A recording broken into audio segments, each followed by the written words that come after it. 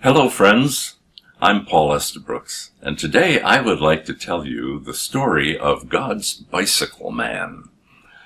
The story occurs in the late 1970s when I joined Open Doors working into China. And on my earliest trips to China, whenever I went to the city of Shanghai, especially if I had shoulder bags or other bags full of Chinese Bibles, I would meet with a man whose name was Julian Pei. And Julian would come right to my hotel. He was fearless, this man. And he would bring often his wife, and in this picture, 2 of his 3 daughters. And we would have dinner together in the dining room at the Peace Hotel on the Bund, the waterfront of the city of Shanghai, every time I visited there, which was fairly frequently. Interesting thing about that hotel was they had a closet with a lot of old antiquities in there.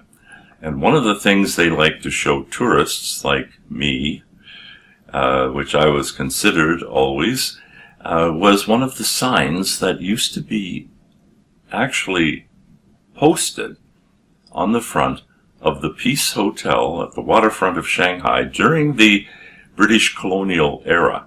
And the sign they still have in the closet there says, "No dogs or Chinese allowed in." And they were quite proud of that sign because now, of course, the hotel is totally operated by and for Chinese people, as well as the occasional tourists who come through and want to stay down at the waterfront in Shanghai.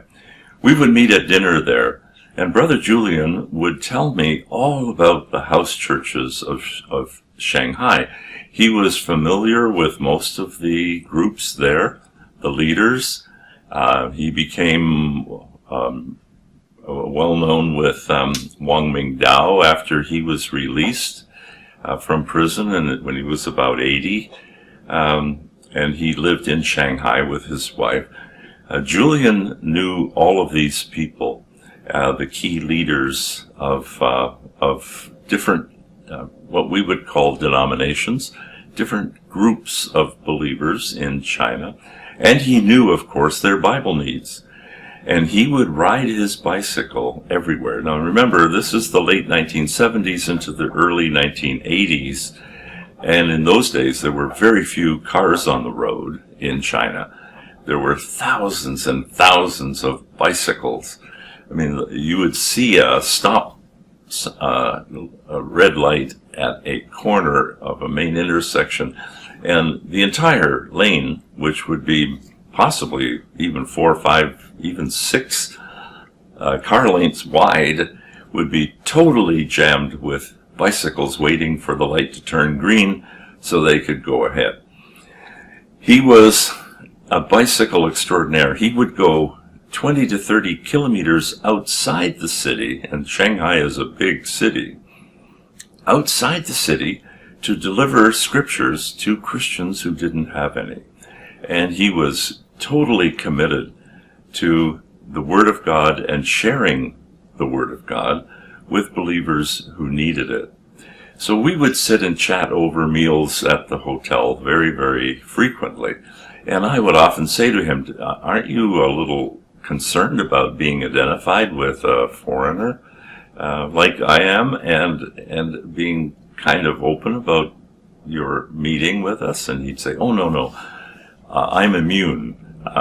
I am not a Chinese ethnic person. I am South Korean. And so just like you, I'm a foreigner here. I happen to be married to a Chinese wife, but I think that my status as a foreigner gives me special grace in this country."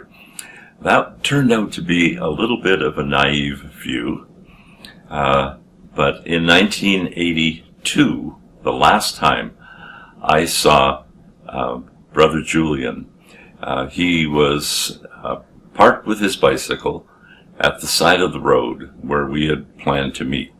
And I had a number of shoulder bags just chock full of Bibles.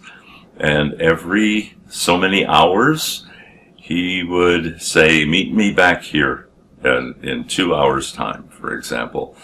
And I'd be out with another shoulder bag. I actually happened to have a tour group with me from Singapore in 1982, and every one of those people had a big, heavy shoulder bag just jam-packed with Chinese Bibles.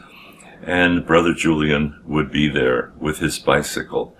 And then the last time I saw him, pedaling off on that bicycle down the road with one of those heavy bags on the back of his back fender, and he had a little carrier top on the fender, and he would be off somewhere to deliver scriptures to Christians who needed it.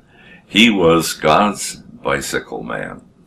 Well, in 1983, he was arrested. China charged him with being a spy for Taiwan. That's just typical of what was going on in those days. So he's a Korean national living in China and being very, very helpful for the house church movement in the city and outside the city. What he really was guilty of was aiding the growth of the house churches in that large city of Shanghai, and of meeting with foreigners, much like myself, which he was, I believe, was the real reason that he was arrested. And he was given a 15-year jail sentence for that activity, the official activity being a spy for Taiwan, which he definitely was not. During his imprisonment, which happened to be at a prison inside, number 2 prison of Shanghai City, his wife and daughters were able to bring him food and things that he needed, medicine and whatever. He was a man in his mid-70s when I met him, and so he would be considerably older when he was finally released in 1995. And he was released because his situation was made very public by a number of ministries. This picture is a picture of the whole family, which was published by Keston College. Keston was a research center in the UK, headed by Michael Bordeaux, an Anglican priest, who was knowledgeable about the Soviet Union especially, and Eastern Europe, but interested in Christian prisoners all around the world.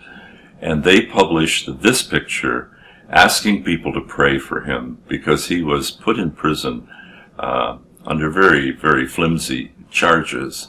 And his family was asking constantly for Christians around the world to pray for him.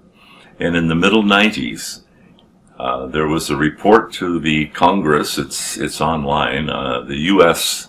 Congress, that China had reported that he was released unconditionally and returned to his family. Today he's with the Lord, and I believe the Lord was saying to him when he arrived, "Julian, well done, good and faithful servant. You were my bicycle man."